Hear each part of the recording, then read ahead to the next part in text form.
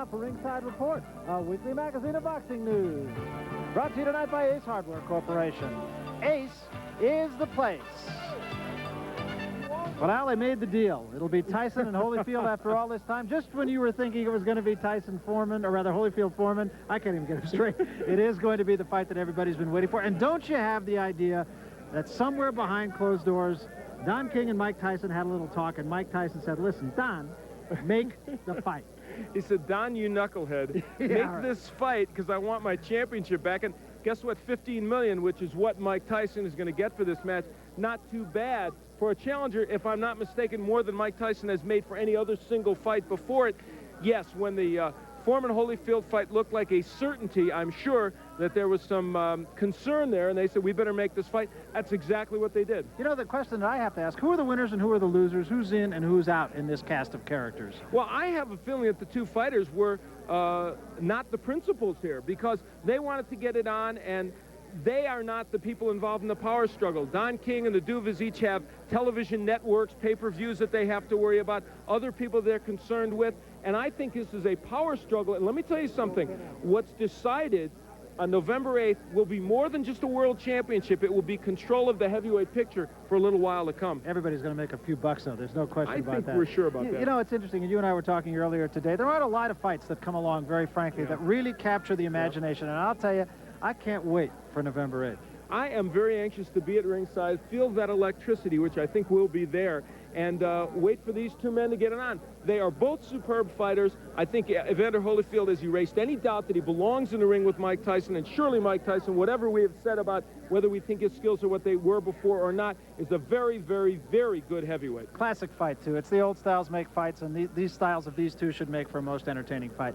Let's talk about another fight, junior lightweight, maybe not the mega fight that we've been talking about, but nonetheless an entertaining fight that took place just a couple of days ago.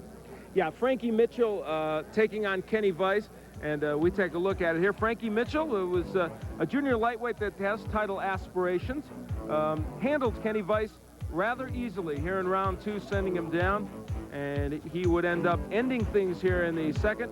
Rudy Battle takes a long look at Kenny Weiss and says, enough.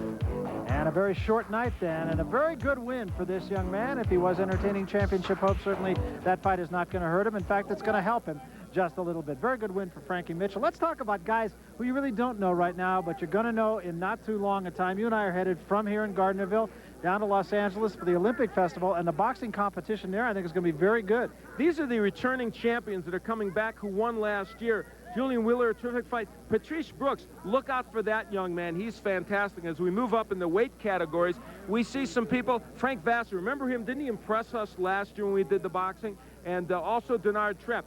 Plus, Oscar De La Hoya, who was not a champion last year but has won the last two United States championships. He's going to be there. You're going to be hosting, and I'm going to be working with that boxer. What's his name? Yeah, Sugar something. Sugar Ray Leonard. That's the guy. Be a lot of fun. Know it as well as I know my own.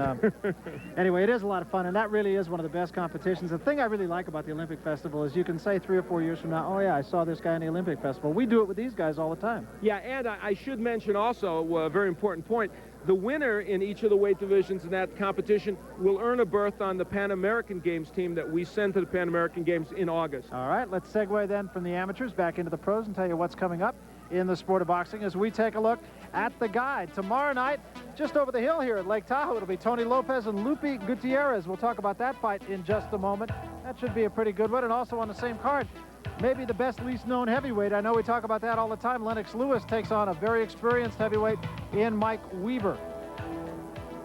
On the 19th, a week from tomorrow night, it'll be Engels Pedroza and Julian Benitez. That'll take place in Las Vegas. If you get Telemundo, watch it. And then 2 weeks from tonight, we will be in Atlantic City at the Taj Mahal. It'll be Al Cole versus Frankie Swindell. That could be a pretty good test for Al Cole. And also making a comeback now, Charles the Natural Murray takes on Carlos Psycho Bates. I don't know how good he is, but I'll tell you, you got to love his nickname. Well, we give 5 or 6 points here for nicknames, Absolutely, that's very good. That'll be a big fight, pivotal fight, I think, for Murray, and I don't think Bates is a gimme for him. No, and I'll tell you what, Charles Murray's a young man, despite his loss to Terrence Ali, is going to get back in the picture. Lopez and Gutierrez, how do you see it? Lopez Gutierrez, I think, is a very good fight. Tony Lopez, a junior lightweight champion, taking on a man who's stepping up in weight. And I think that if there's anything about Gutierrez that is a problem in this fight, he may not have the power to deal with Tony Lopez, but it will be an action fight. And the other guy, Lennox Lewis, is a guy that is going to start to make his mark. Keep the name in mind amidst all the clamor of the other young heavyweights. This has been Ringside Report, a weekly magazine of boxing news, brought to you tonight by Ace Hardware.